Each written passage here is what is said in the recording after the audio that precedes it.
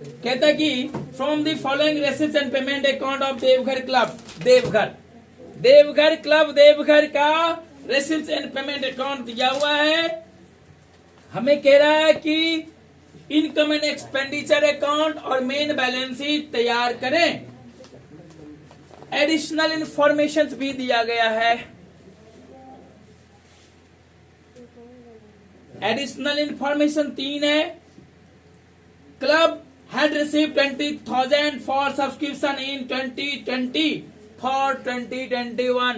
2020 में जो subscription receive किया था वो 2021 के लिए किया था, यानी कि वर्तमान वर्ष का सब्सक्रिप्शन पहले ही रिसीव कर लिया गया था। Salaries had been paid only for 11 month. ये तो मैंने बताया था सर पिछले क्लास में। मैंने भरभली हिंट दिया था, नहीं बना? आप लोगों से नहीं बना? अच्छा, यानी कि सबसे पहले हम इनकम एंड एक्सपेंडिचर अकाउंट बनाएंगे। Income and expenditure account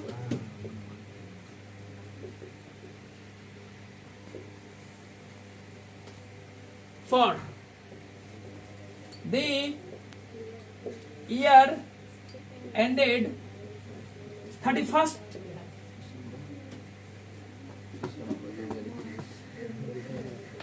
December 2021, December 2021। This implies that your accounting year is from January to December।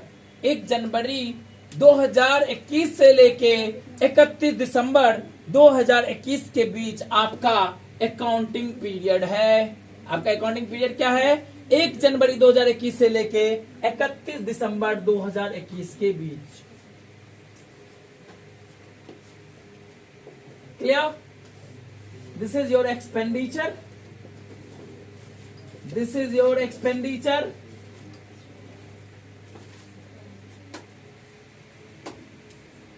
इधर घुमा देंगे ना सर। कम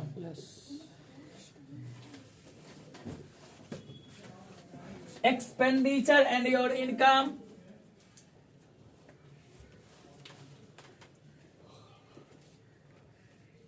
बैलेंस बीडी 1,90,000। ये तो कैश बैलेंस है, पिछले वर्ष का कैश बैलेंस है। ये कैपिटल फंड बनाते समय जब हम कैपिटल फंड का जब हम कैलकुलेशन करेंगे, यानी कि ये ओपनिंग बैलेंस शीट में जाएगा, एसेट साइड में। सब्सक्रिप्शन रिसीव किया हमने 6,60,000 रुपए। टोटल सब्सक्रिप्शन हमने 6,60,000 रिसीव किया है। तब करंट ईयर में रिसीव किया है हमने। ठीक है जी। तो एक काम करें, बाय सब्सक्रिप्शन टोटल हमने करंट ईयर में 6,60,000 रिसीव किया है। अब हम ये देख लेते हैं कि प्रीवियस ईयर का भी तो इसमें शामिल नहीं है क्या। हम ये पता लगाएं कि प्रीवियस ईयर का सब्सक्रिप्शन इसमें कितना शामिल है। कुछ भी नहीं कह रहा है नीचे। एडिशनल इंफॉर्मेशन के अंतर्गत कुछ भी नहीं कहा गया है प्रीवियस ईयर के रिगार्डिंग कि भाई प्रीवियस ईयर का भी सब्सक्रिप्शन इसमें शामिल है। लेकिन एक बात और जोड़ दिया है कि the club had received 20,000 rupees for subscription in 2020 for 2021। यानी कि वर्तमान वर्ष का सब्सक्रिप्शन 20,000 रुपए पिछले वर्ष ही रिसीव कर लिया गया था। नहीं, that means we can say that at subscription received in advance in previous year यानी कि 2020 20,000 रुपीज 6,80,000 रुपीज। ये कैपिटल फंड में लायबिलिटी साइड में जाएगा, यानी कि ओपनिंग बैलेंस शीट जब बढ़ाएंगे तो ये लायबिलिटी साइड में जाएगा। क्लियर? 20,000 रुपए, क्योंकि पिछले वर्ष में हमने जो एडवांस प्राप्त किया वो तो हमारे लिए लायबिलिटीज है। आगे हम बात करते हैं। Interest on investment 8% per annum for whole year, पूरे वर्ष का ब्याज। Interest on investment, interest on investment कितना है? 40,000 रुपीज है। 8% के हिसाब से 40,000 रुपीज है। ये आमदनी है हमारे लिए, रेवेन्यू रिसिप्ट्स है। Salary is 3,30,000 rupees, it is your salary. Salaries 3,30,000 rupees. अब नीचे में देखते हैं कुछ है क्या। कहते हैं कि ये सैलरी जो है ना सिर्फ 11 महीने का है। अच्छा जी, 11 महीने का सैलरी 3,30,000 है, तो एक महीने का सैलरी कितना हुआ? 30,000 रुपए।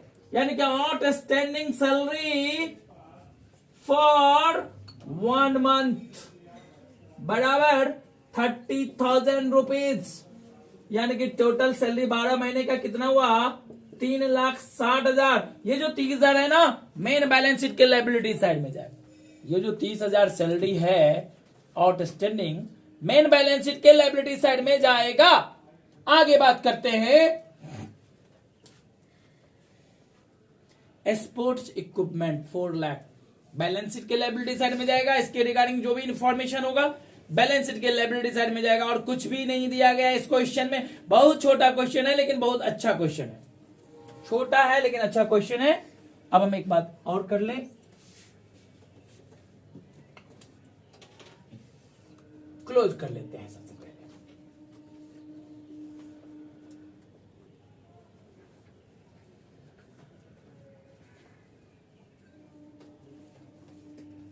डेप्रिसिएशन का कोई अमाउंट छूटा होगा। एक काम करते हैं, हम स्पोर्ट्स इक्विपमेंट अकाउंट बना लेते हैं। स्पोर्ट्स इक्विपमेंट अकाउंट बना लेते हैं। इससे हमें समझ में आ जाएगा कि कितने क्या कहां है। टू बैलेंस बीडी, पिछले वर्ष का जो स्पोर्ट्स इक्विपमेंट का बैलेंसिंग फिगर था वो हम लिखेंगे बैलेंस बीडी के अंतर्गत। वर्तमान वर्ष के अंत में जो बैलेंसिंग फिगर है वो हम यहाँ पे लिखेंगे। बउआ पिछले वर्ष का बैलेंसिंग फिगर कितना है नीतीश जी? 1,90,000। बउआ पिछले वर्ष का स्पोर्ट्स इक्विपमेंट का बैलेंसिंग फिगर है, देखो यहाँ 31 दिसंबर 2020 को बैलेंसिंग फिगर है 3 लाख और वर्तमान वर्ष का 6,50,000। 3 लाख रुपए प्रीवियस ईयर का बैलेंस है और करंट ईयर का बैलेंस है 6,50,000। और हमने वर्तमान वर्ष में कितने का स्पोर्ट्स इक्विपमेंट खरीदा? 4 लाख रुपए का स्पोर्ट्स इक्विपमेंट खरीदा। यानी कि टोटल हुआ 7 लाख रुपए। 7 लाख रुपए यानी कि बैलेंसिंग फिगर आपका कल मैंने शायद बताया भी था। डेप्रिसिएशन हुआ 50,000 रुपए, ये आपका बैलेंसिंग फिगर हुआ। यानी कि एक्सपेंडिचर साइड में लिखेंगे depreciation on sports equipment. Sports equipment पे 50,000 रुपए डेप्रिसिएशन है। अब हुआ टोटल कितना हुआ यहाँ? 7,20,000 रुपए। 7,20,000 घटा के कितना हुआ? Surplus is 3,10,000 rupees. Excess of income over expenditure is 3,10,000 rupees. ये सरप्लस मेन बैलेंस शीट में लायबिलिटी साइड में जाएगा। ऐड होगा। अगर डेफिसिट होता मेन बैलेंस शीट में, लायबिलिटी साइड में कैपिटल फंड से घट जाता, सरप्लस कैपिटल फंड में ऐड हो जाता है। किसी भी प्रकार का कोई दिक्कत? अब हम कैपिटल फंड बनाएंगे और फिर मेन बैलेंस शीट तैयार करेंगे। कैपिटल फंड का पता, to prepare opening balance sheet. Opening balance sheet means as at वर्तमान वर्ष के पहली तारीख को जो भी इंफॉर्मेशन होगा वो प्रीवियस ईयर से रिलेटेड होगा। That means we can say that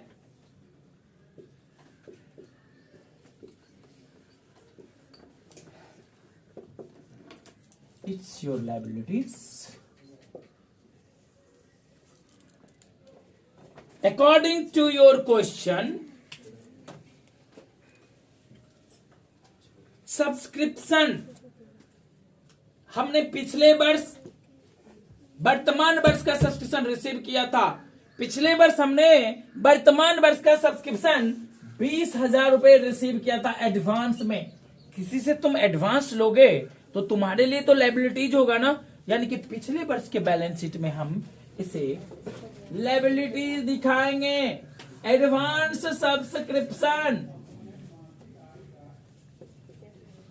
for 2021 advance subscription for 2021।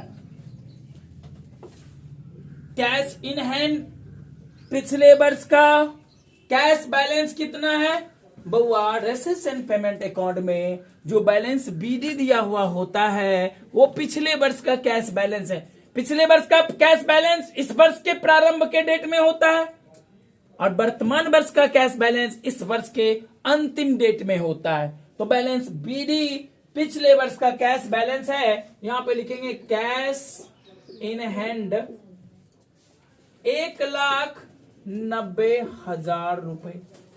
It's your cash in hand 1,90,000 रुपए। अब हम आगे बात करते हैं, इन्वेस्टमेंट की बात कर लेते हैं। इन्वेस्टमेंट कितने का है? इन्वेस्टमेंट का अगर हम कैलकुलेशन करेंगे, वर्किंग नोट करते हैं, यहां पे 8% ब्याज मिलता है तो हमें 40,000 रुपए ब्याज की राशि मिलती है। 8% की दर से हमें ब्याज की राशि कितनी मिल रही है? 40,000 रुपए। 8% अर्थात 100 रुपए में 8 रुपए ब्याज मिल रहा है हमें। कितना? 100 रुपए में 8 रुपए हमें ब्याज की राशि मिल रही है ना? यानी कि 8 रुपया ब्याज तब मिलता है, यूनिटरी मेथड एक एक नियम को अपनाओ। 8 रुपए ब्याज हमें तब मिलता है जब हम 100 रुपया इन्वेस्ट करते हैं। हमें टोटल इन्वेस्टमेंट अमाउंट का पता करना है कि टोटल इन्वेस्टमेंट अमाउंट कितना है। चूंकि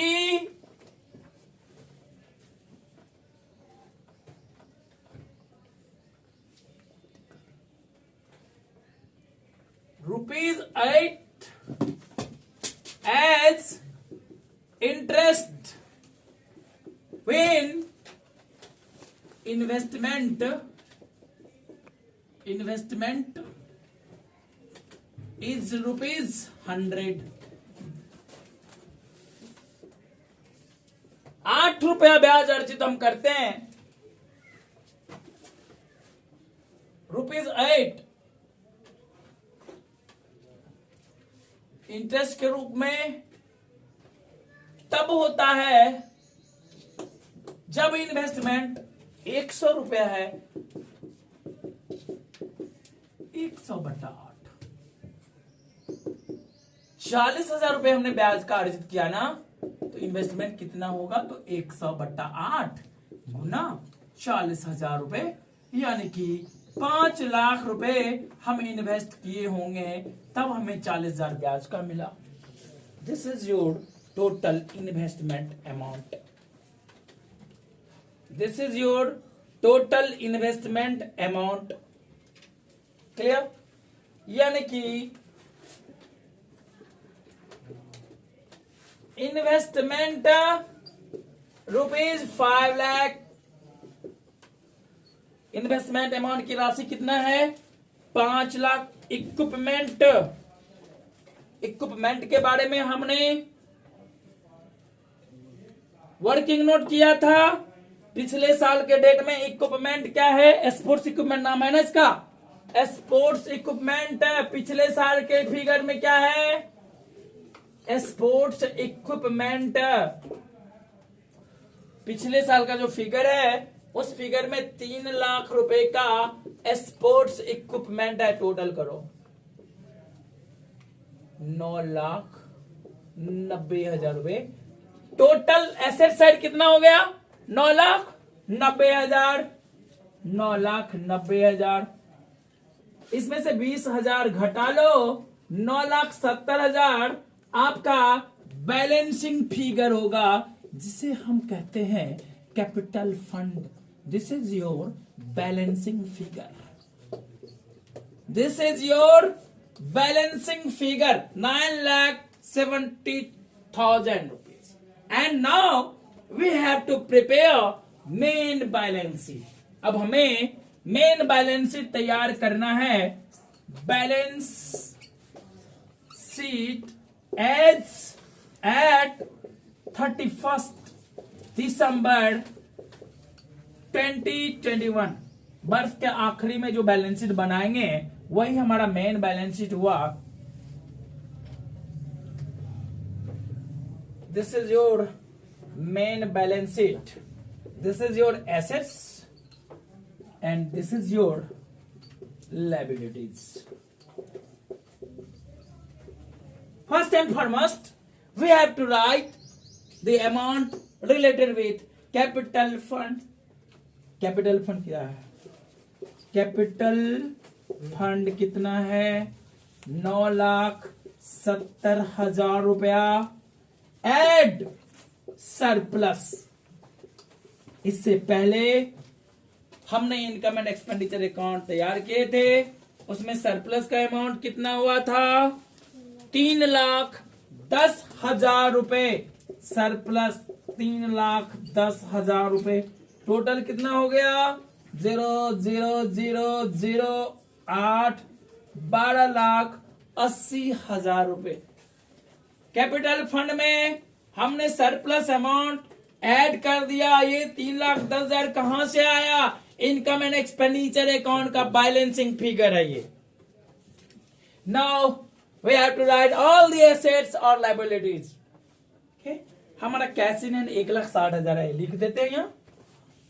वर्ष के आखिरी में कैश कितना है, रेसिप्ट एंड पेमेंट अकाउंट में देखो, वर्ष के अंत में कैश कितना है 1,60,000। देखो ये क्लोजिंग बैलेंस शीट भी कहलाता है।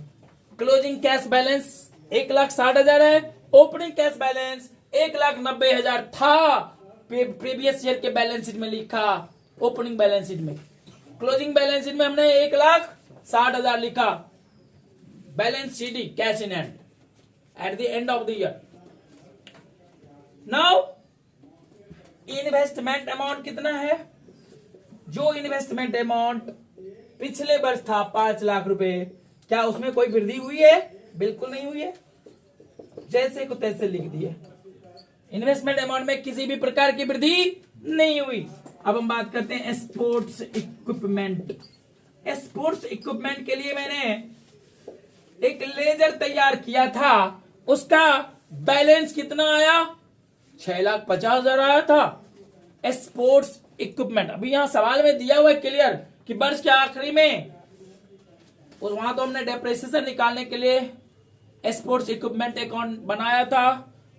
ऑलरेडी हमें स्पोर्ट्स इक्विपमेंट का balancing figure at the end of the year दिया हुआ है 6,50,000 रुपए, हमने यहां लिख दिया। आगे हम बात करते हैं outstanding salary.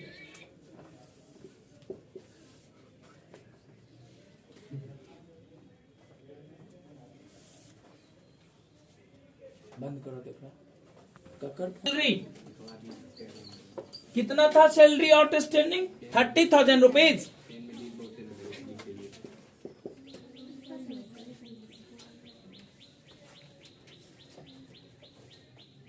Salary outstanding 30,000 rupees था करंट ईयर का। 11 महीने का सैलरी हमने पेड किया था, 1 महीने का सैलरी बाकी था।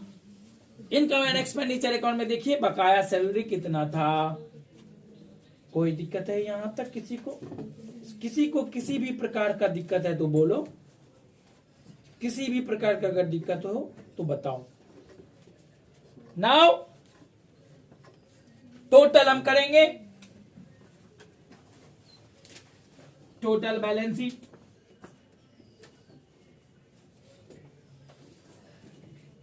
₹13,10,000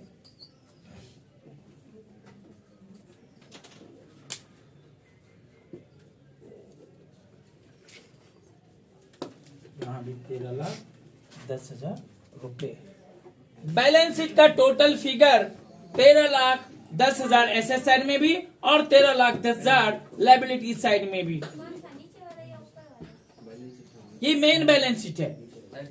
ये कैश इन हैंड 1,60,000 रुपए है मेन बैलेंस शीट में, और प्रीवियस ईयर के बैलेंस शीट में कैश इन हैंड 1,90,000 रुपए है। बैलेंस बीडी देखो 1,90,000 है, बैलेंस सीडी देखो 1,60,000 है। 1,90,000 जो बैलेंस बीडी है वो पिछले वर्ष से रिलेटेड कैश है, और 1,60,000 जो बैलेंस सीडी है वो वर्तमान वर्ष से रिलेटेड कैश है। किसी को कोई प्रॉब्लम? नेक्स्ट क्लास में हम लोग डिस्कस करेंगे क्वेश्चन नंबर 37, और क्वेश्चन नंबर 37 आप लोग तब तक कोशिश कीजिएगा, ट्राई करके लाइएगा। Thank you.